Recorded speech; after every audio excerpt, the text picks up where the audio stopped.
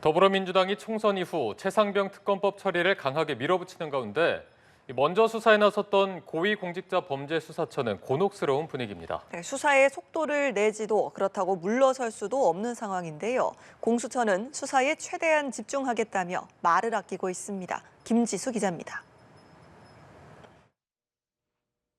최상병 사망 사건 외압 의혹 특별검사법이 5월 국회에서 통과된다면 수사 범위에는 최상병이 사망하게 된 원인과 수사 외압 의혹이 포함될 전망입니다.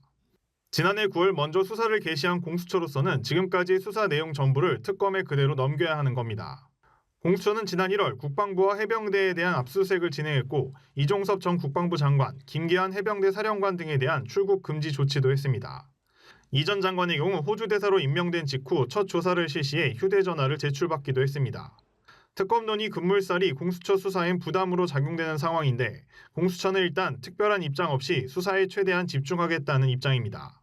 뒤숭숭한 분위기의 공수처가 침묵을 이어가는 것은 3개월 넘게 이어지고 있는 수장 공백의 영향이란 해석도 나옵니다. 지휘부 공백으로 인해 주요 피의자 소환과 신병 처리 등 핵심 의사결정에 부담을 느끼는 겁니다. 실제 공수처 관계자는 수사가 여러 가지 제약이 있는 어려운 상황은 맞다고 밝혔습니다.